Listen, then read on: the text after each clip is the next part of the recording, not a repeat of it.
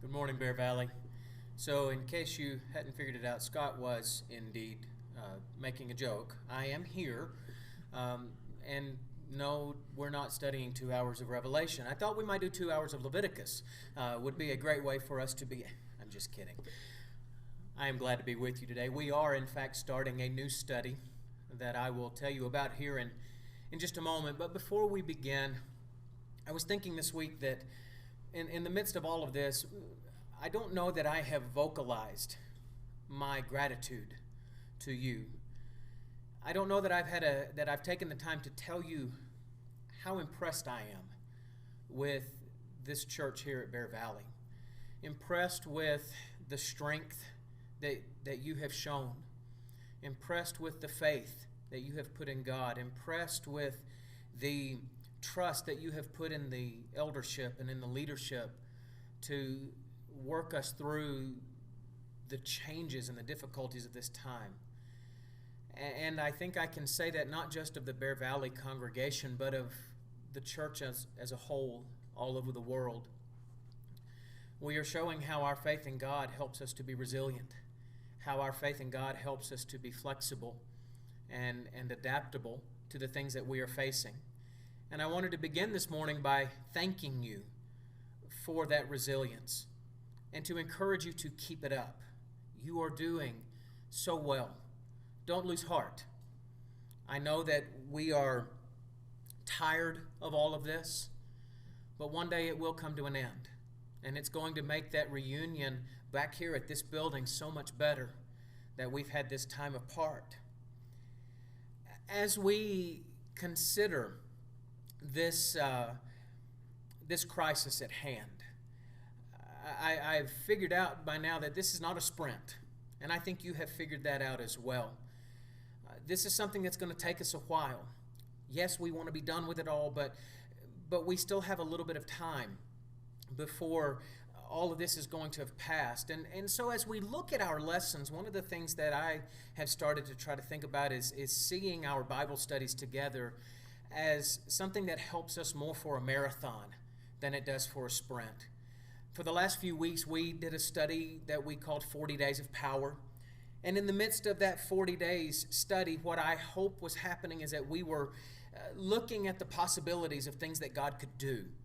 As we looked at all of the different things that some of the faithful people of God have endured through 40-day periods within Scripture. And I think and I hope that it was a good study to get us started down this path that we are traveling right now. But if you consider the idea of a marathon or any long race, if you've ever run before, one of the things that you know is that you may start off very strong. You have that excitement about the race, you have the fresh legs, and you get going. But after a while, you begin to get tired. And that may be about halfway through, or it may be 2/3 of the way or 1/3 of the way through the race. You begin to be fatigued. You begin to succumb to the exertion of the race, and you begin to slow down, and all of a sudden you begin asking yourself, why did I do this? Why did this seem like a good idea at the time? And what we are waiting on is for our body to kick into what we call that second wind. It's where the physiological part of us reaches down and finds some extra fuel in the tank, and we're able to get that extra burst of energy that pushes us through the middle difficulty of that race. And I think that's where we are right now in this present crisis.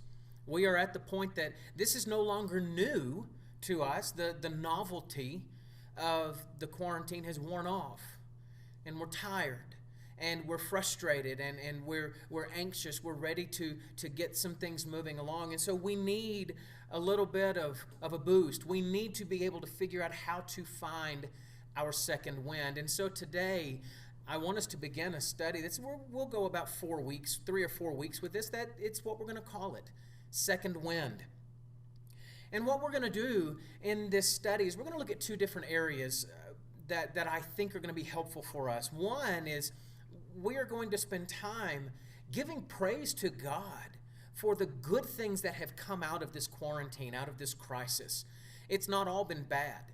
There have been some very, very positive developments because of what we are having to go through. At the same time, now that we have been in this for a while, one of the things that we are probably beginning to see are some of the problems that maybe we didn't anticipate. Or now that we've been in this a while, we've figured out what the added frustrations are. And so during this study, we are also going to look at a couple of the things that seem to be prevalent within our homes, that are struggles that we are facing as we go through this quarantine longer and longer. And again, the hope that I have for us in this time is that these focuses will give us that added energy and that added encouragement to keep trudging on to the next leg of this race, of this marathon crisis that we are dealing with. And as we begin that second wind study this morning, I want to start by acknowledging something very good that has come out of this time of isolation, out of this time of quarantine. And we will phrase it this way. I think that one good thing that has come out of this is that it has provided us an opportunity to get back to the heart of worship. One of the things that is the most appealing about New Testament Christianity and therefore also about New Testament worship is its simplicity.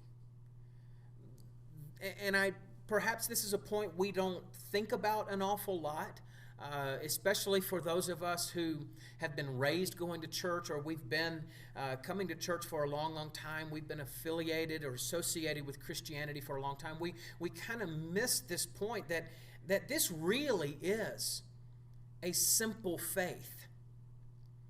And it is such a meaningful characteristic, at least to me, when I ponder this idea. One of the reasons why this simplicity of New Testament worship is so meaningful to me is because when I look back over history, I realize that it hasn't always been a simple task to worship God. Consider for just a couple of minutes, if you will, the Mosaic system of worship that God put in place in the Old Testament. When you look at all the ins and outs of that system of faith, it was not simple, but in a way it was very complex. For one, it required a specific priestly family to take care of that. It had to have this specific family to be the priestly mediators between the people of God and God.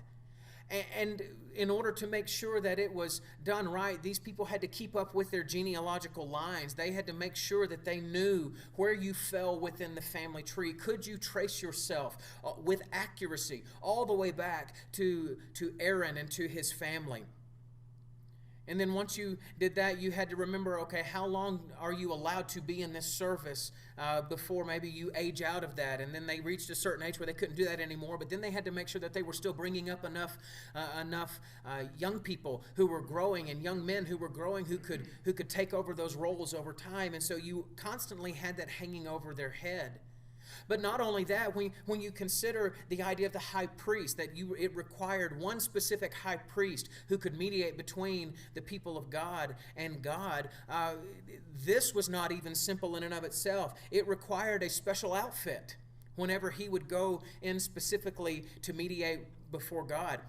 It required a specific outfit by the priest when they went in to do those duties. And especially for the high priest, he had a particularly ornate uniform that he had to wear. That was included an ephod that he would wear. It included a breastplate that was very ornate with all the different stones that represented the tribes of Israel. And he had bells that hung from the tassels at the bottom of his robe. And he had to make sure that this stayed in tip-top condition. He had to make sure that it was preserved throughout the years, and he had to make sure that it was pulled out and that it was put on just right and that it was under the right circumstances every time. And then you consider the sacrifices that were part of the Mosaic worship. Some of them were free will offerings, and that people could bring them as they chose to do so. but others were not. Others were required on a daily basis. The burnt offerings that the priest would sacrifice every day. And there was a specific way in which they had to do this. They had to make sure that they burned the right portion of that animal and that they kept the right portion for themselves, or at times they had to burn the entire animal and not keep any of it. And he had all these different ins and outs, these different regulations that you had to keep in mind. And even further, to demonstrate the complexity of the Mosaic system, consider how ritualistic it was. All the different steps that had to be remembered. And just as a point of reference, you go read Leviticus chapter 16 and look at the detail that was involved in the Day of Atonement, that very, very special corporate sacrifice, if you will, that was offered on behalf of all of the people. Something that was only done once a year, and you couldn't lose track of when it was. And you had to make sure that you did it the right way. Now understand something, I don't mean to insinuate at all that all of these different details and all of these rituals, I don't mean to say that they had no meaning or importance at all. They were very important. They were commanded by God, and they all had their special purpose. But rather, what I want you to observe, the point I'm trying to make, is that there were a lot of steps to remember in order to engage in worship that was acceptable to God. And this was the system that the Lord put in place. This was the system that was there for centuries. But in the New Testament, we find that our worship in Christianity, New Testament Christianity, is not characterized by that level of complexity. It is characterized by its simplicity. There is no need for elaborate structures, no need for robes, for the specific robes and outfits for the leadership. There's no need for specific gestures that validate what you're doing, the ritual that you are doing. It is not necessary for us to provide endless genealogies in order to prove that somebody has the right to function in this role of leading people in worship to God. And one of the greatest values that I find when I think about New Testament worship is that the simplicity that God gives us in the New Testament is much more conducive to the worshipers engaging the heart, soul, mind, and strength. We can simply focus on giving honor and glory to our God.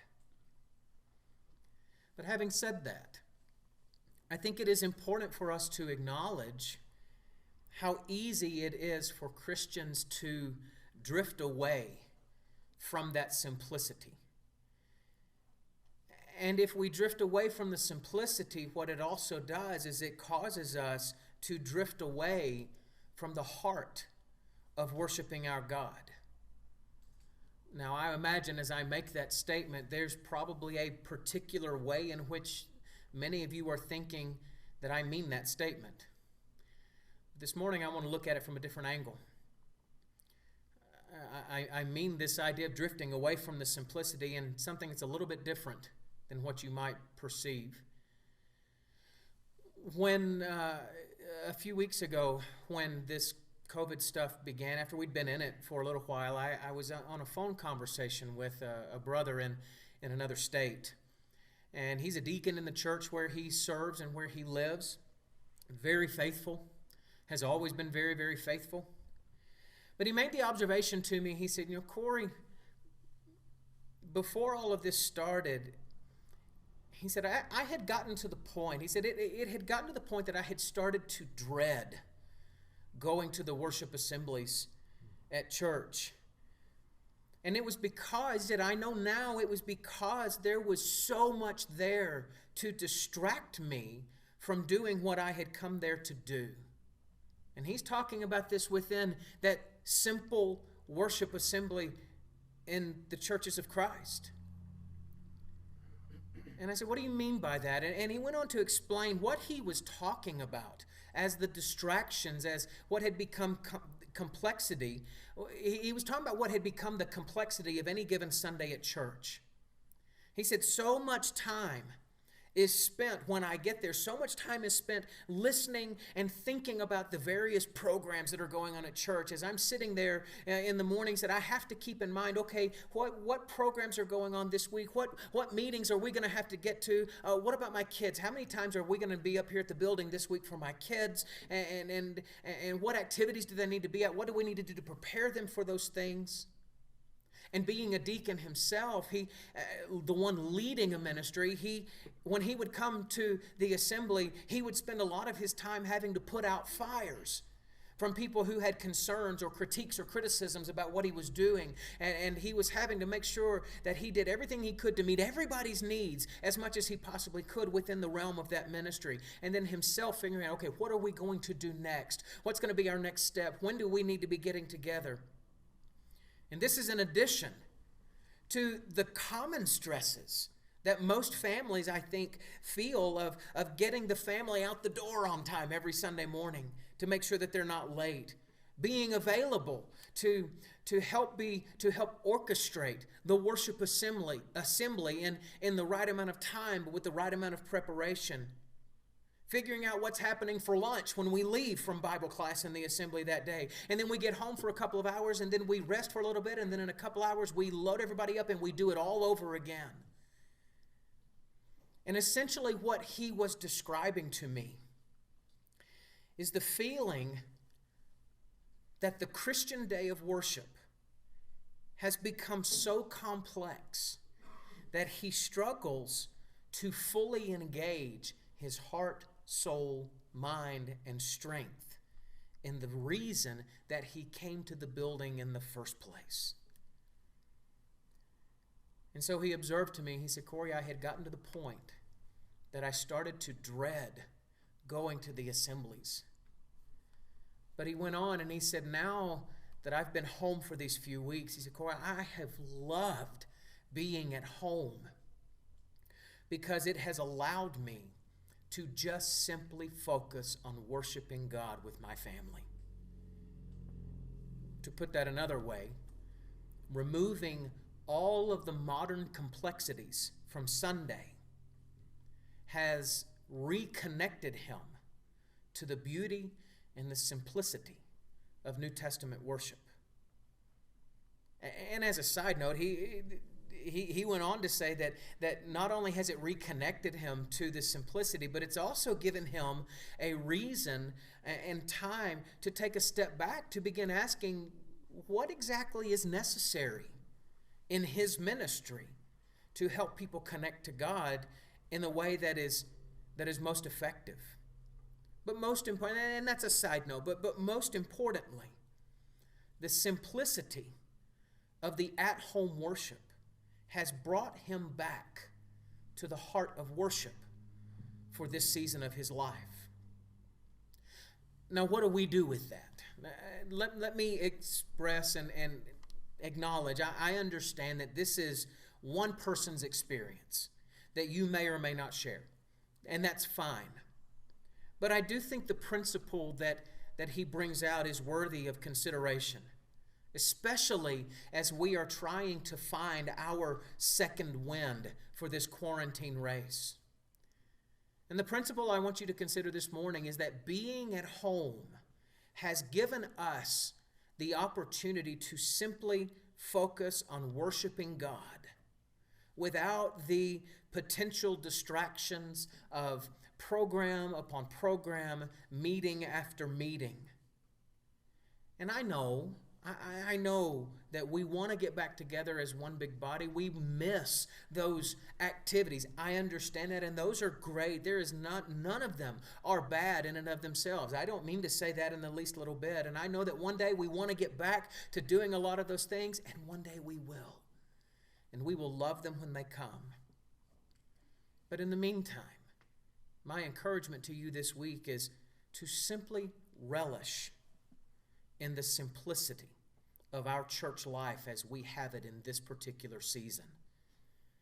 May we use this time without all of the other distractions that we tend to bring upon ourselves. May we use this time without those other distractions to reconnect with the heart of worship.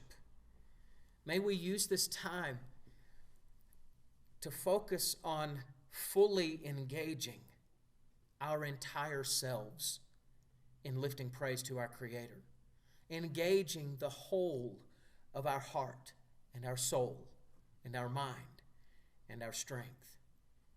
And as we do that, I pray that it will help us gain our second wind as we press on in this crisis that's at hand. God provides, and He always has, and He always will. Thank you for being with us this morning. I'm going to ask you to please hang around for just another couple of minutes as we have a word of encouragement from our shepherds.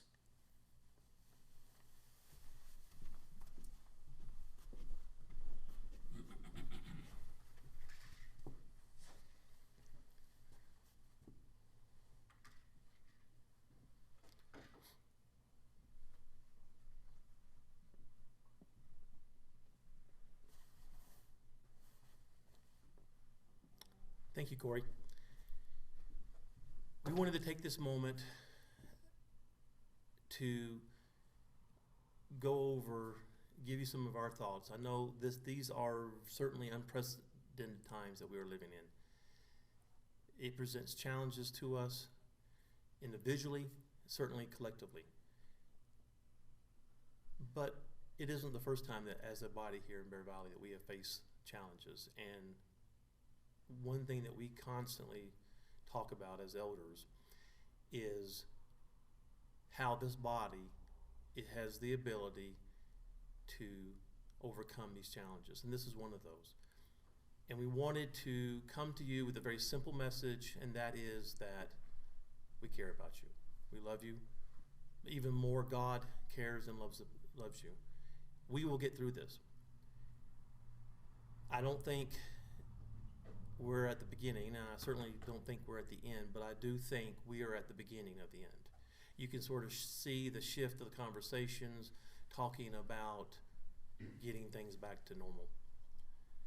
Now, we will continue as is, as we are worshiping now through May 10th. We will get back with you before then on changes going forward. But we wanted to encourage you. We will be reaching out to you. We have reached out to you. We have divided the congregation up in groups, and we have been reaching out, and now we have shuffled those up between us and the ministers. We will continue to do that. And certainly, if you know of someone that has a need, reach out to me personally or one of the other elders, and we will take care of that need. It can be overwhelming, as we talked about in Psalms 46. It can seem like at this time that things are just completely out of our control, and we don't know what the future lies. But we know that God cares about us, that He's with us, and we wanted you to know that we care about you. We miss you. We miss coming together as a family, and we will be there soon, and we will get past this, and we'll be on the other side. So thank you. We care about you. We love you. Stay strong.